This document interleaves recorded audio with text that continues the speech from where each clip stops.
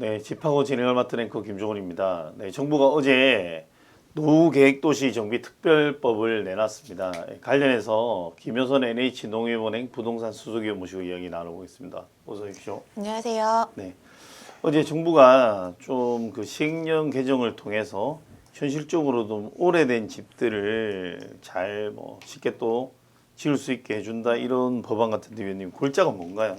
네, 이제 노후계획도시 네, 특별법은 이제 윤 정부의 대통령 선거 공약이기도 네, 했었죠. 네, 네. 우리나라가 이제 택지 개발로 주택을 많이 공급하다 보니까 네, 네. 일기 신도시가 공급된 지가 벌써 30년이 이제 다 오래됐죠. 네, 네. 넘었습니다. 그래서 이렇게 오래된 신도시들이 전체 도시들이 다 노후화되다 보니까 네, 이거를 네. 하나하나 재건축하기보다는 다 같이 또 체계적인 정비 네, 계획을 세워가지고 뭐 하겠다라는 방침인데 네, 그걸 네. 통해서 도시의 정비도 좀 하고 그리고 네. 주택의 공급도 도모하겠다라는 목적으로 네, 네, 네. 했고요. 그리고 지금 시행령이 올해 발표가 돼서 이걸 통해서 이제 선도 지역이라고 해서 그 일단 시범으로 샘플로 해보는 네네. 그 선도지구를 올해 말에 이제 선도지구를 통하고 네네. 그걸 표본으로 삼아서 전체적으로 적용하겠다라는 계획입니다. 아, 네. 그래서 이번에 발표된 거는 그 시행령이 발표가 된 거고요. 네네. 그 골자는 일단은 노후 계획 도시를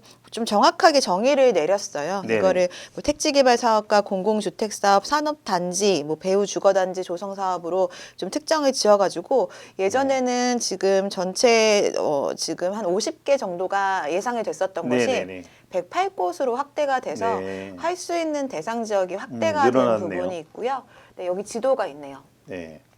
뭐 보시면은 지금 뭐 전국이 강원도부터 제주도까지 네네. 예, 대부분 다 적용이 된다라고 볼 수 있습니다. 네네. 가장 얘기 많이 나오고 있는 곳이 아무래도 이제 경기도 성남시 분당구나 수도권이겠네요. 네, 네. 고양시 일산 이런 쪽들이 네네. 뭐 가장 좀 빨리 진행될 거라고 예상이 되고요. 서울에도 뭐 가양이나 이런 지역들이 좀 들어가 있고 뭐 네네. 인천 그리고 뭐 제주도 연동 이런 데까지 각 음. 도시마다 뭐 택지 개발 사업이나 이런 것들로 노후화된 곳들은 네. 대부분 적용된다라고 볼 수 있을 것 네. 같습니다. 그러니까 지금 뭐 안 그래도 사실 일기 신도시 노후화 때문에 그 재건축 연한을 안전 진단 기준도 완화시켜준다 이런 것들이 있었는데 지금 이 노후 계획 도시 정비 특별법으로 더 좀 뭔가 가속화될 수 있는 기반이 마련되는 셈이네요.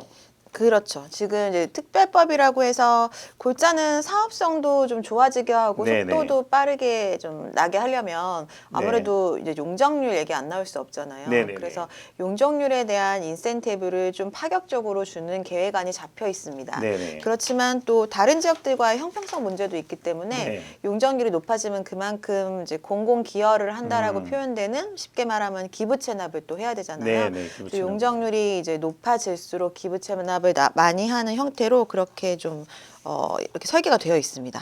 예. 그러면 우리가 일반적으로 그 용적률 하면 뭐 보통 뭐 올려줘도 뭐 몇 퍼센트 안 올려주고 네. 또 용적률을 올려준 비율만큼 관련해서 또 기부 체납을 뭐 공원을 만든다든지 네. 주변 환경 조성한다든지 이런 것들이 있는데 네. 요번에는 보니까 조금 가중치를 둬서 네. 어쨌든 산술적으로는 최대 750%까지 적용 가능하게 하는 대신 네. 또 그만큼 기부 비율을 네. 높이는 아닌 것 같은데 네. 구체적으로는 이게 뭐 어떻게 되는 건가요? 지금 이게 뭐 예시 같은 것들이 나오고 있긴 한데 네. 그러니까 건축 규제를 좀 많이 해줍니다. 일단 건축물의 종류도 좀 완화를 해줘요. 과거에는 네네. 세분화된 용도지역, 그러니까 용도지역이라는 게 뭐 주거지역, 상업지역 네네. 그 안에서도 뭐 일종 일반 주거지역, 이종 네네. 일반 주거지역 이렇게 좀 세분화되잖아요. 네네네. 근데 예전에는 그 세분화된 건축물로 종류를 제한했다면 네. 이제는 그 대분류, 그러니까 뭐 상업지, 음. 주거지, 공업지 이런 것들로 그 건물의 종류를 제한한다는 걸로 완화가 됐고요. 네네. 말씀하신 건폐율이나 용적률도 원래 조례로 용적률이 정해져 있고 네네. 그 안에서 원래는 국토계획법으로 인해서 용적률이 좀 정해져 있고 네네. 그걸 조례에 따라서 좀 이제 지자체별로 좀 다르게 정해지거든요. 네네네. 근데 조례가 있음에도 불구하고 더 상한의 용적률이나 건폐율을 적용할 수 있다라고 되어 네. 있어요. 그래서 계산하는 방법이 뒤에 보시면 조금 복잡하게 느껴지는데 네네. 뭐 예를 들면 이런 겁니다. 지금 현재의 용적률이 있을 네네. 거잖아요. 그리고 기준 용적률, 법적으로 가능한 기준 용적률이 있을 네. 거고 이번에는 기준 용적률보다 아니라 더 초과해서도 허용해 준다고 했으니까 네네. 그 증가된 용적률이 있을 거예요. 네, 그래서 기존 용적률이 40% 범위에서 조례로 결정했는데 네. 이 보면 여기 서류를 보면 40에서 70% 범위에서 조례로 결정한다. 네.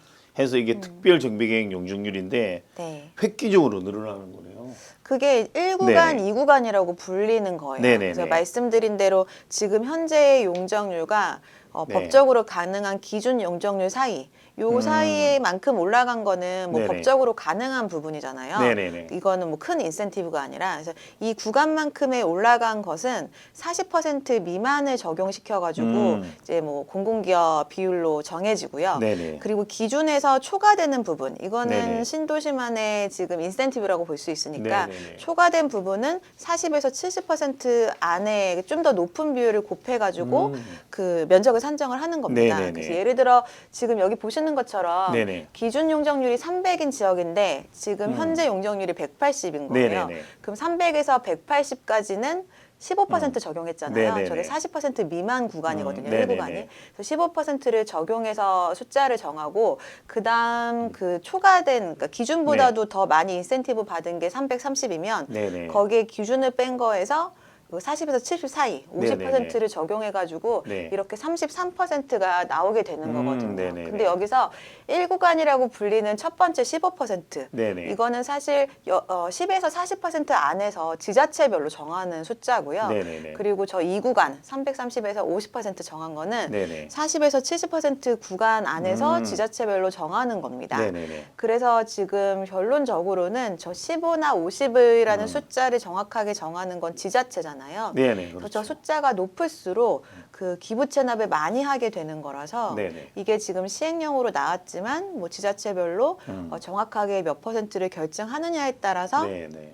지역별로 조금 사업성이 다르게 나올 수 있고요. 그리고 저 숫자로 지금 마지막에 계산된 게 33%잖아요. 네네네. 저 33%에 해당하는 면적을 산정해서 네네. 저거를 그 동네 감정가로 곱해서 이거를 네네. 현금으로 기부 체납을 하든 뭐 공원을 지어주든 이런 식으로 네네네. 기부 체납을 하거든요.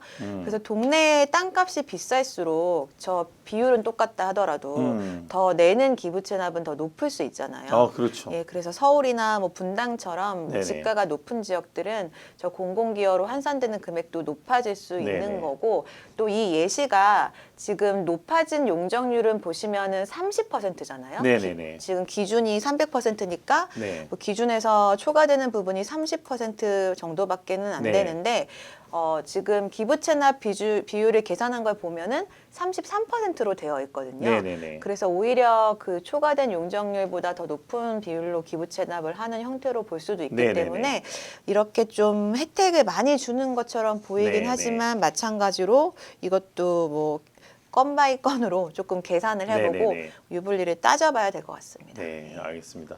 어쨌든 정부가 이렇게 공공기업 비율을 좀 높이고 현금이든 뭐 그게 뭐 그 주택이 됐든 뭐 공원이 됐든 높인다니 좋은 일인 것 같습니다. 잘 실천돼서 이게 선거용이라는 일부의 지적도 있는데 그게 아니길 기대해 봅니다.